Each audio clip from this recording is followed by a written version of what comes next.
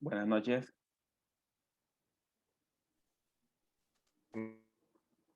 Buenas noches, ingeniero. Buenas noches. Buenas noches a todos. Vamos a continuar con la clase. Estaba viendo que, bueno, abrieron más cupos, ¿no? Tenemos 39 en esta clase. Bastante. Creo que vamos a... Bueno, no hemos terminado de ver lo de los grupos. Tal vez el miércoles lo terminamos de ver con los que me enviaron los grupos. Como 2 o 3 grupos me han enviado. Bueno, hemos 39. Creo que sí vamos a tener que hacer otro grupo.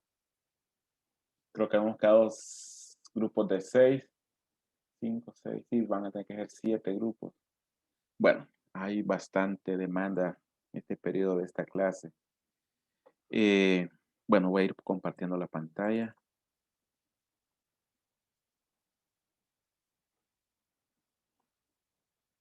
Bien, creo que avanzamos bastante con el contenido de la clase la semana pasada. Bueno, también se me escapaba que ya subí los links de los videos para los que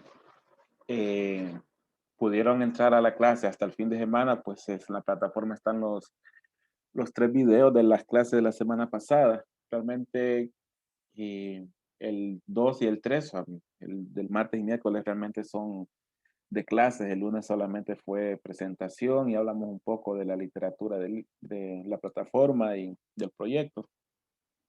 Pero clase fue martes y miércoles, entonces ahí pueden entrar a ver para ponerse al día.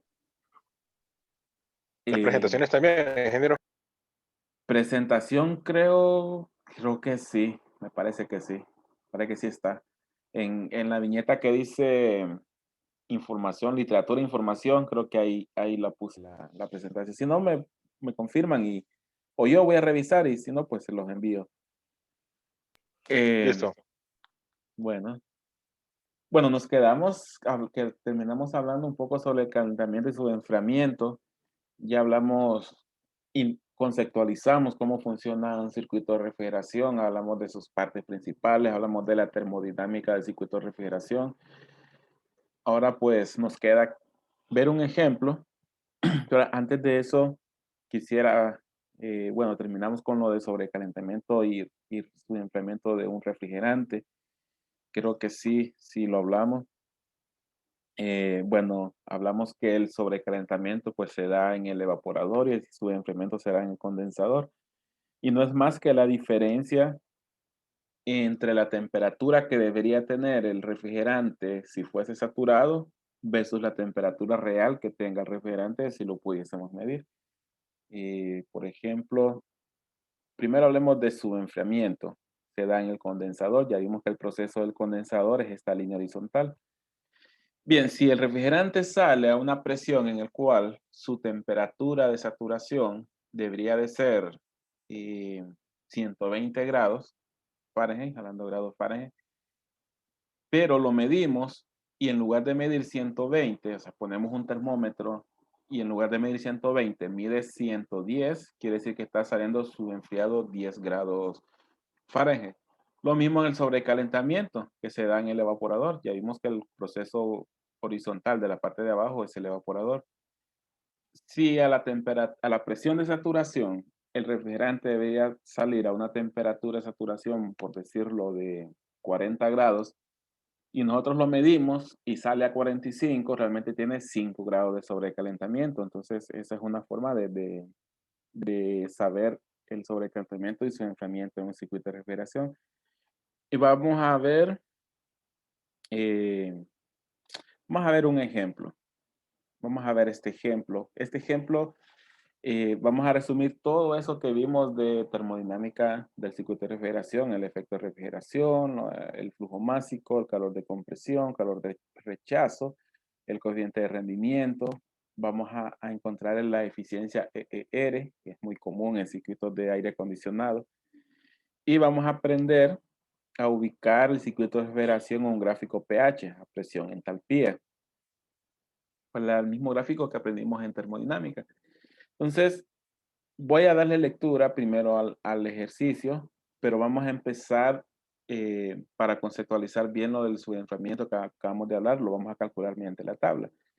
Bien, imaginemos que tenemos, vamos a irnos a una aplicación común de refrigeración, que es el aire acondicionado. Imaginémonos que tenemos una carga térmica, después de los cálculos que aprenden a hacer en aire acondicionado, determinaron que se tiene una carga térmica en un recinto de 10 toneladas.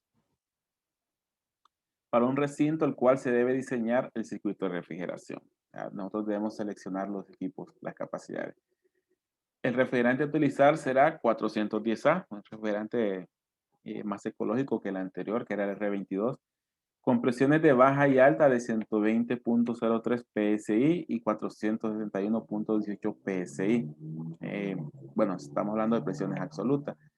También valdría la pena ver los videos donde explicamos a qué llamamos zona de baja y zona de alta en el circuito de refrigeración. El circuito trabaja con 10 grados de sobrecalentamiento y 5 grados de subenfriamiento. El conversor tiene un consumo de 10 kilowatts de potencia. Encontrar el efecto de refrigeración, encontrar el flujo másico de refrigerante necesario, encontrar el calor de compresión, encontrar el calor de rechazo. También me pregunta qué porcentaje de refrigerante se evapora de forma espontánea en el dispositivo de expansión, el coeficiente de rendimiento CDR, la eficiencia EER. Este tal vez no lo hemos platicado, entonces cuando lo estemos calculando lo voy a explicar en qué consiste. Y dibujar el diagrama del circuito en el gráfico pH mostrando las presiones y entalpías de cada estado. Entonces vamos a hacer este ejercicio de cero. En el libro creo que hay ejercicios que van individual, pero aquí para pues abarcar todos los temas, todas las aplicaciones, voy a hacer un solo, similar a como haría en el caso de que solo tengan la capacidad de refrigeración que hay que tener en el sistema. Bien, antes de eso, nosotros vamos a necesitar conocer las temperaturas reales. Voy a adelantar la diapositiva. Aquí. Antes de continuar con el ejercicio, yo necesito conocer las temperaturas reales en el punto F y en el punto B. Punto F y punto B. Pero F es el punto de subenfriamiento y B es el punto de sobrecalentamiento. Entonces, antes de empezar a desarrollar el ejercicio, vamos a encontrar esas temperaturas. Datos con los que yo cuento, bueno, que los teníamos en la diapositiva anterior, bueno, pero en el enunciado, yo los tengo aquí ya resumidos, extraídos del enunciado. ¿Qué teníamos? Teníamos calor de refrigeración, 10 toneladas, que esto yo lo puedo traducir a 120,000 BTU hora. Una tonelada tiene 12,000 BTU hora, entonces 10 por 12,000, 120,000 BTU hora. Pero todos los ejercicios o las tablas me dan, después de utilizar flujo másico, me dan las energías y flujos en minutos. Entonces yo necesito transformar BTU hora a minutos. Solamente divido entre 60 y eso da 2,000 BTU por minuto. También necesitamos refrigerante 410A. El libro nos lo da. Nos dice el libro que la presión de baja es 120.03 PSI, es decir, que esta presión del evaporador es a 120.03 PSI. Presión de alta, 461.18 PSI, que esta línea de acá se da una presión de 461.18 PSI. Tenemos 10 grados de sobrecalentamiento. ¿Dónde tenemos esos 10 grados? Los tenemos en esta distancia de acá. Después de ser vapor saturado, se sigue sobrecalentando 10 grados más el refrigerante hasta llegar al punto B.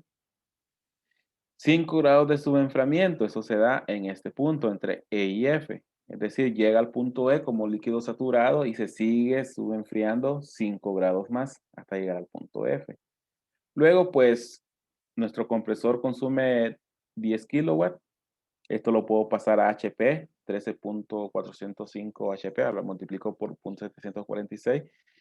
Pero también lo debo dejar expresado en BTU por minuto para llevar más o menos las mismas unidades que el calor de refrigeración.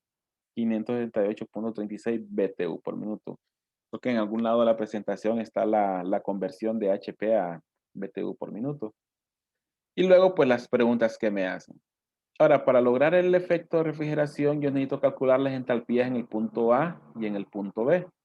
Pero el punto B es cuando sale sobrecalentado. También voy a necesitar en el punto F y aquí es cuando sale subenfriado. Entonces yo necesito encontrar esos puntos. Pero no me lo dicen. Solo me dicen las presiones, pero cómo sé yo para poder encontrar esta entalpía? Pues eh, voy a necesitar conocer las temperaturas.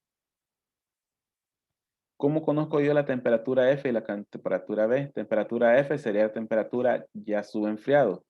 No es, bueno, esta parte sí hay que diferenciarlo. Cuando me dicen 10 grados de sobrecalentamiento, no es que está saliendo a 10 grados. O si me dicen 5 grados de subenfriamiento, no es que está saliendo a 5 grados. 5 grados de subenfriamiento quiere decir que está saliendo a 5 grados por debajo de la temperatura que debería tener si fuese saturado. Y 10 grados de sobrecalentamiento significa que está saliendo 10 grados por arriba de su temperatura de saturación. ¿Qué quiere decir? Que yo puedo encontrar la temperatura de saturación que tendría en el punto E y le resto 5 grados y eso sería mi temperatura real en el punto F. Y en el punto B sería encontrar la temperatura de saturación que debería tener cuando se convirtió en vapor saturado y sumarle 10 grados y yo tendría la temperatura real en el punto B. ¿Cómo lo hacemos? Entonces me voy a salir un momento de la presentación y me voy a ir a las tablas. Yo les pasé, eh, bueno, en la plataforma está esta carpeta que dice tabla de refrigerantes, nada más que he comprimido, creo que lo subí. Aquí hay varias tablas de refrigerante, propiedades de refrigerante.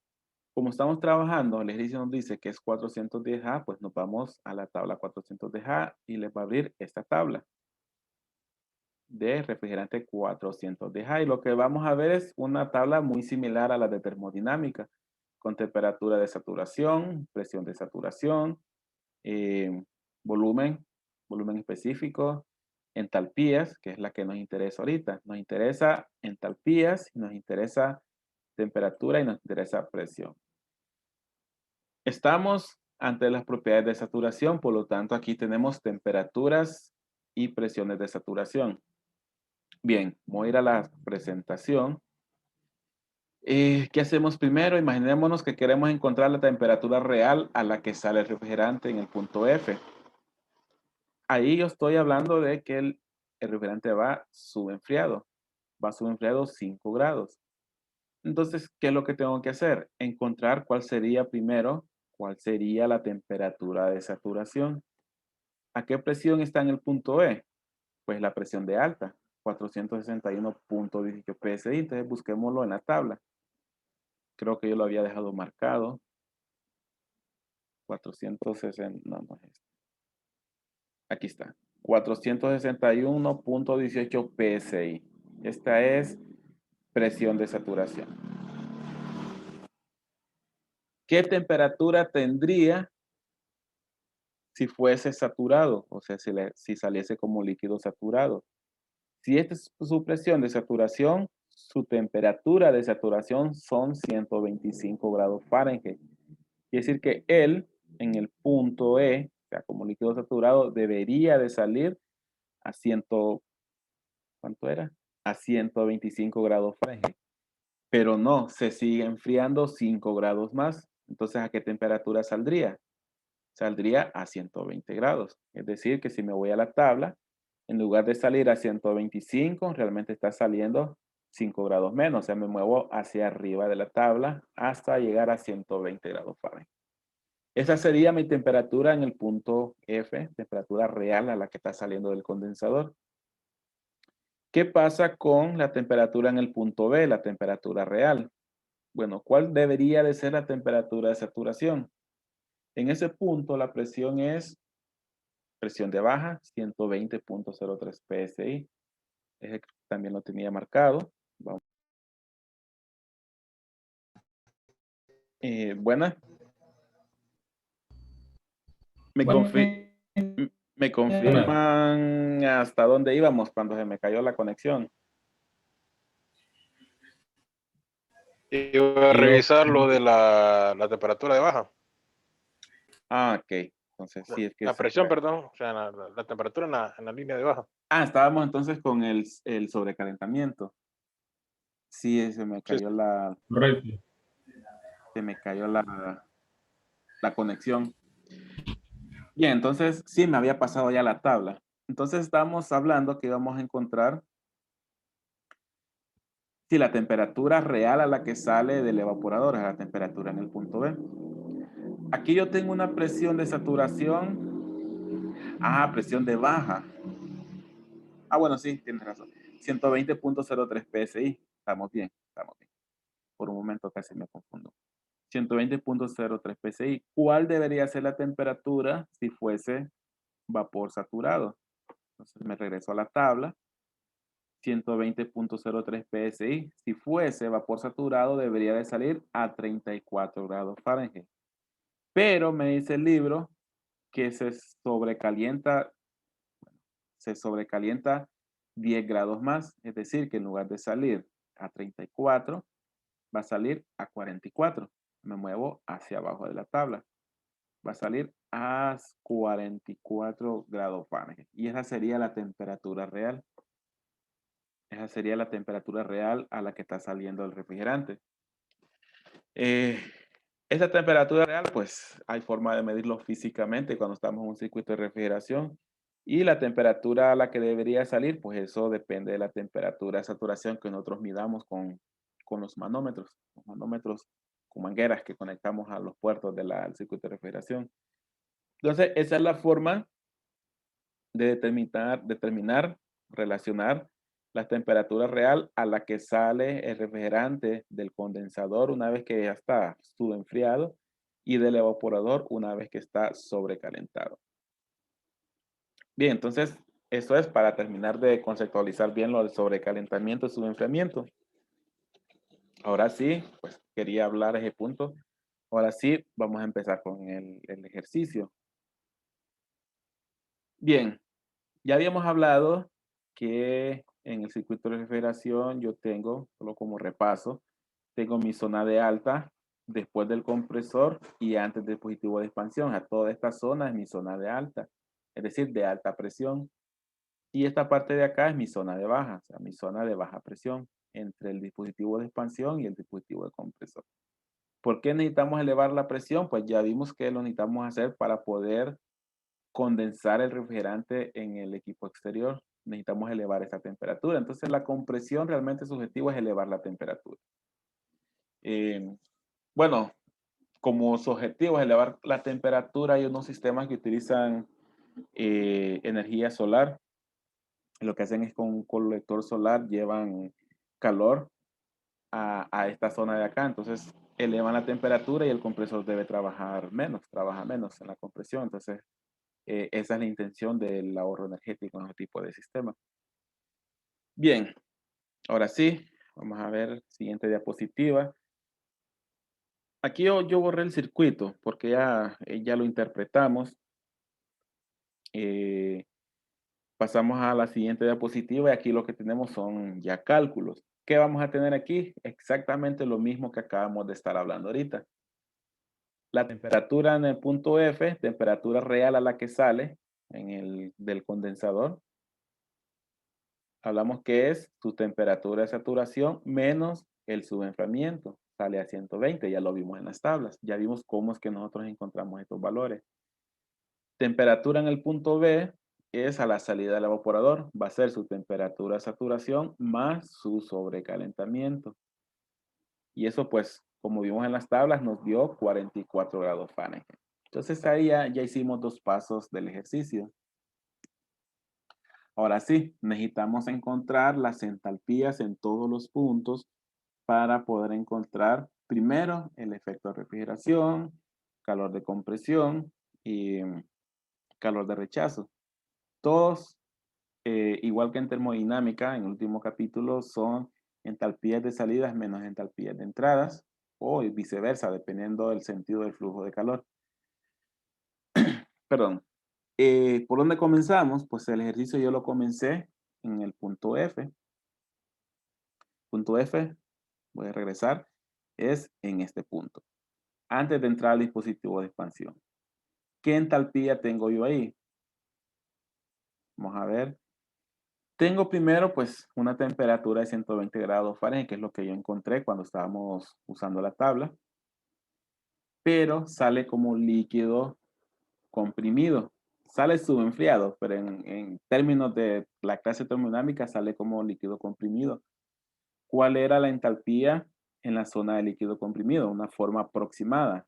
Pues la entalpía era la entalpía que tendría si fuese el líquido saturado a la temperatura a la cual se encuentra. Entonces, dicho de otra forma, nos vamos a la tabla nuevamente. Ya sabemos que está saliendo a 120 grados Fahrenheit.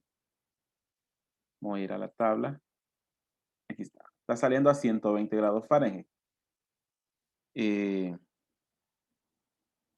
esa es Es la, presión. perdón, sí es cierto, es presión. Realmente está saliendo a 44. Ah, espérenme que tengo un error. Estamos aquí. Estamos en la zona de alta. Yo estaba buscando en la zona de baja. Estamos saliendo a 461 PSI, pero después de su enfriar termina saliendo a 120 grados Fahrenheit. Estamos saliendo en este punto. Ahora bien, como es líquido comprimido, ¿cuál es la entalpía a 120 grados Fahrenheit? Una aproximación que aprendimos en termodinámica es que su entalpía sería aproximadamente la entalpía que tendría como líquido saturado a esta temperatura. Y eso pues nos movemos, así como tengo yo aquí la línea, nos movemos a la columna de entalpía, pero a la zona de líquido saturado. Entonces, como líquido comprimido, yo tendría aproximadamente la entalpía de líquido saturado a esa temperatura. ¿Qué temperatura? Pues 120 grados Fahrenheit. Y corresponde a una entalpía de 61.7. Estos son BTU por libra. Esa sería mi primera entalpía. Ese lo tenemos acá. Bien, ¿qué sigue en el circuito? Siguiendo el orden del circuito. Voy a regresarme a la presentación, al diagrama. ¿Qué sigue después de F? Caemos al punto A. Es el momento en que pasamos a través de la válvula de expansión. Y ya vimos también en termodinámica 1, creo que es, y también lo hablamos la semana pasada, es que cuando yo paso a través de una válvula de expansión, la caída de presión es suficientemente rápida como para que no haya transferencia de calor. Tampoco es un elemento que consume o produce trabajo. Al final, pues eso, después de hacer el balance de energía, me da que la entalpía en el punto F es igual a la entalpía en el punto A. Quiere decir que ese valor que acabamos de encontrar va a ser el mismo, tanto en A como en F. Va a ser 61.7 BTU por libra, por cada libra de refrigerante. Bien, ya tenemos dos entalpías. ¿Qué entalpía continúa? Continúa la entalpía en el punto B. Este sí es un poco más de análisis, porque aquí ya caemos como vapor sobrecalentado. Entonces vamos a revisar qué presión tenemos en este punto. Ya hablamos que tenemos presión de baja de 120.03 PSI. Y eso en la tabla nos ubicamos en el que yo estaba viendo al principio. Bien, 120.03 PSI. debería salir a 34 grados Fahrenheit, pero está sobrecalentado 10 grados, entonces está saliendo a 44 grados Fahrenheit. Ahora bien, estamos saliendo a 44 grados Fahrenheit, pero seguimos estando a 120 PSI. Si lo vemos, no coincidimos en la tabla de saturación. Y como mi temperatura real es mayor a la temperatura de saturación, estoy en vapor sobrecalentado. Entonces, esta tabla ya no nos funciona. ¿Qué tendríamos que hacer? Pues irnos a las tablas de sobrecalentado, igual que en termodinámica. Y en este PDF comienzan, aquí está. Aquí comienzan las tablas de sobrecalentado. Esta tabla sí es similar, pero sí tiene bastantes diferencias a la que vimos en termodinámica. Sí tenemos siempre la temperatura. Aquí pues tendríamos que buscar la temperatura de 44 grados Fahrenheit, que es la temperatura que estamos saliendo. Pero tenemos que intersectarla con la presión a la cual estamos saliendo. ¿Qué presión estábamos saliendo? Estamos saliendo a 120.03. Y aquí apenas tenemos 4. Entonces hay que buscar la tabla que llegue aproximadamente a 120. Son 15 PSI, 19, 23, 7, avanzar más, 47. Bueno, aquí me pasé. Aquí tenemos 130, aquí tenemos 120, ahí lo tengo marcado. 120, pues de 120.03 a 120 es menos del 1% de diferencia. Estamos bien con 120. ¿Y cuál es la temperatura a la cual está saliendo? 44 grados Fahrenheit. Lo tenemos aquí. Bueno, hay que interpolar. Ya sabemos interpolar, entonces no lo vamos a hacer aquí. Entre 40 y 50 está la temperatura de 44. Hay que interpolar para encontrar el valor que debería estar entre 122.8 y 125.4 BTU por libra, porque estamos en entalpía. Siempre asegurarnos de intersectar la presión a la cual estamos saliendo del evaporador. Bien, esa interpolación después, bueno, mejor dicho, después de interpolar, yo tengo el resultado en la presentación.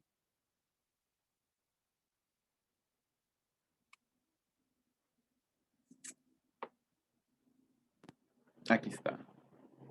Vamos a ver. No, aquí está. 44 grados Fahrenheit y 120.03 PSI. Después de interpolar, tenemos una entalpía de 123.84. Y ese valor debería estar entre estos dos valores. Es la manera de confirmar que la interpolación esté bien hecha. Tiene que estar en medio de estos dos valores. Bien. Como vamos, bueno, tenemos ya la entalpía en el punto B. ¿Qué más necesitamos? Voy a regresar al diagrama. Con esas entalpías podemos encontrar el efecto de refrigeración, pero aún no podemos encontrar el calor de compresión, porque me hace falta la entalpía C. Entonces, para eso, no tengo información más que lo que agrega en potencia el compresor, que son 10 kilowatts. Pero en sí estoy agregando 568.36 BTU por minuto. Vamos a ver cómo podemos hacer para encontrar la entalpía en el punto C. Bien, estamos en este punto. Por mientras voy a pasarlo a modo de presentación. No quiero razón a todo esto. 8:40. Bueno, creo que en esta diapositiva puede que terminemos. Bien, ¿cómo hacemos para encontrar la entalpía en el punto C o a la salida del compresor?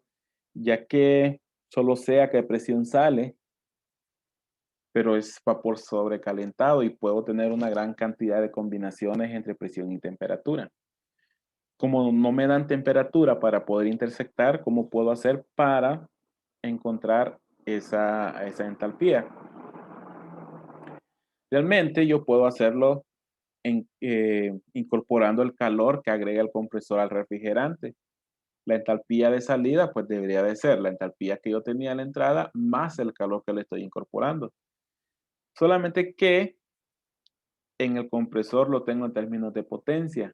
Entonces necesito ver cómo cambio esos BTU por minuto a libras por minuto, porque todas las entalpías están en BTU por libra. Perdón, a BTU por libra. Necesito cambiar de BTU por minuto a BTU por libra. Ahí pues todo parece indicar que debemos involucrar un flujo másico. ¿Dónde podemos encontrar el flujo másico? Bien, hasta este punto ya podemos encontrar el efecto de refrigeración. Tenemos la entalpía en el punto B, a la salida del evaporador, menos la entalpía en el punto A, la entrada del evaporador. Y esos valores pues teníamos 123.84 menos 61.7. Esto nos da un efecto de refrigeración de 62.14. Esto es el efecto de refrigeración. Hay una ecuación, que es el de calor de refrigeración, que me relaciona un flujo másico por este efecto de refrigeración. Y este calor de refrigeración ya lo teníamos, nos lo da el libro. Solo para regresar un poco. No me pasé. Aquí está. Este calor de refrigeración es igual a 10 toneladas, que a su vez es 120.000 BTU por hora y que a su vez es 2.000 BTU por minuto. Entonces tenemos ese calor. Y también tenemos el efecto de refrigeración. Entonces nosotros podemos encontrar el flujo másico, nada más que debemos despejar. Calor de refrigeración entre efecto de refrigeración, y esto va a ser igual a 2000 entre 62.14. Luego, pues de dividir, esto es igual a 32.19 libras por minuto. Para poder lograr este efecto de refrigeración, yo necesito mover 32.9 libras por minuto de refrigerante R400A. Eso es lo que me está diciendo este ejercicio. Bien, ¿por qué encontramos el flujo másico? Pues porque ya habíamos mencionado que nosotros tenemos la potencia que consume el compresor, que vamos a asumir que en totalidad se lo entrega el refrigerante. Para encontrar la entalpía de salida a la entalpía de entrada del compresor le tengo que sumar el calor de compresión que da el compresor, pero no tengo el calor de compresión, pero sí tengo la potencia. Calor de compresión es igual que el efecto de refrigeración, la misma ecuación, entalpía C menos entalpía B. Y eso nos va a dar un valor de BTU por libras.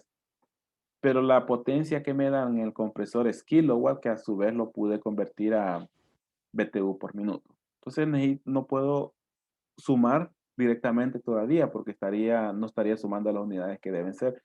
Entonces debo pasar esa potencia del compresor a términos de calor de compresión. ¿Por qué el efecto de reverberación es HB menos HA? Bueno, voy a regresar aquí. Recordando termodinámica, el circuito de refrigeración o los circuitos de potencia, yo puedo definir los procesos de un elemento entre condición de salida como condición de salida menos condición de entrada. Entonces, como el evaporador gana calor, yo voy a considerar condición de salida menos condición de entrada.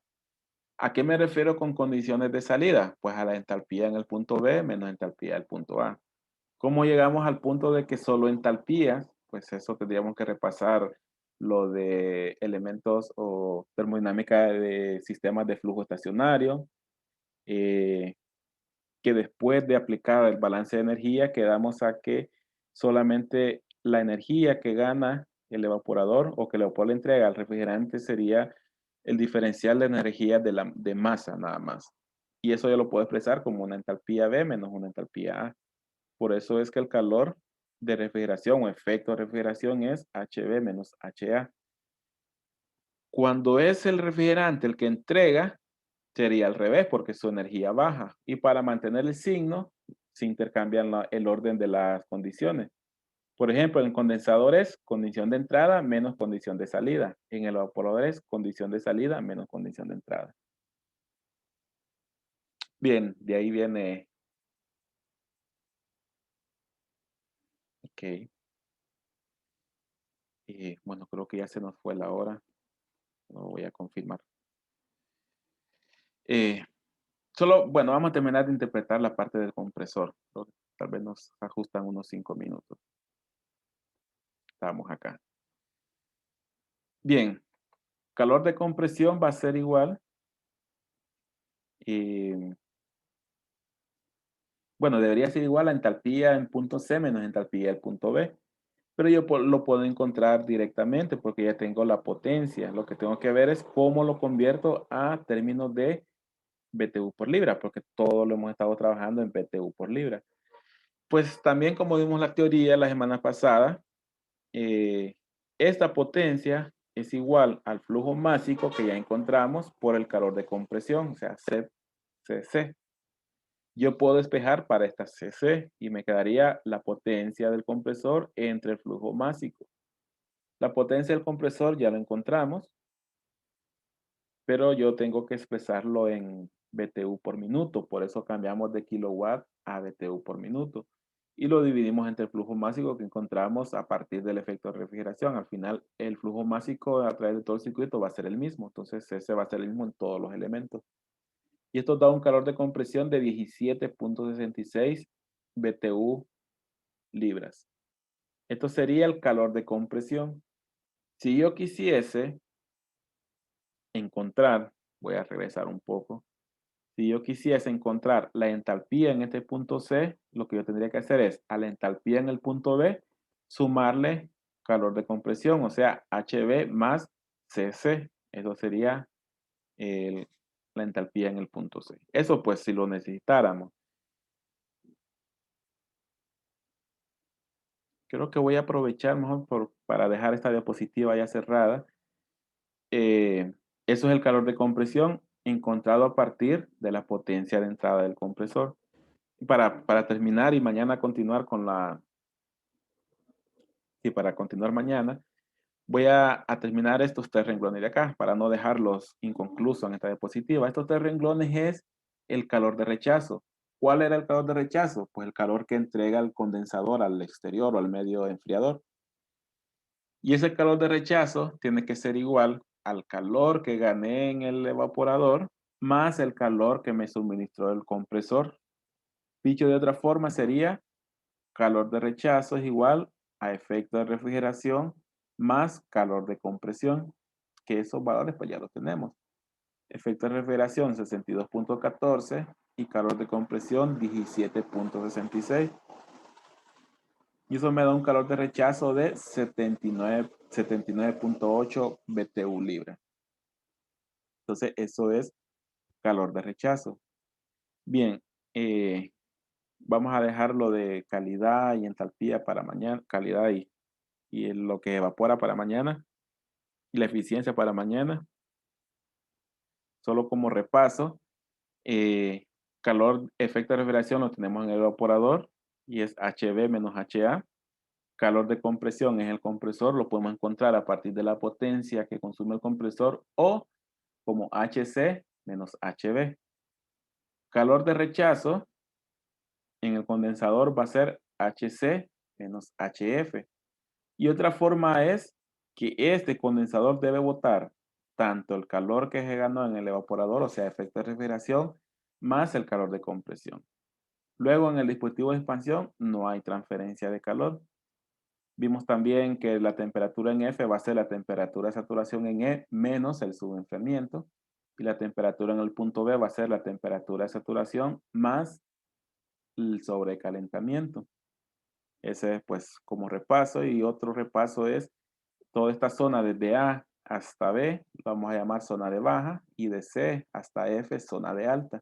Eso pues porque esta es alta presión y esta parte es la parte de baja presión. Bien, creo que casi, bueno, nos va a faltar la mitad de mañana para terminar de ver el ejemplo y de ahí continuamos con más conceptos. Creo que vamos bien con el tiempo.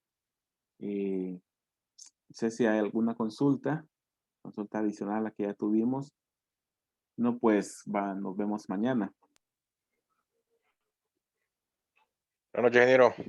Bueno, buenas noches. Buenas noches, ingeniero. Buenas noches. Gracias, ingeniero. Bueno, buenas noches. Buenas noches, ingeniero.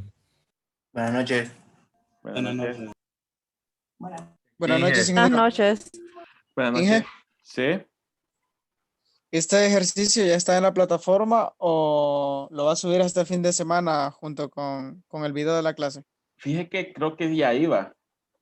Creo que ya iba, pero solo las Ah, ya está en la diapositivas. presentación.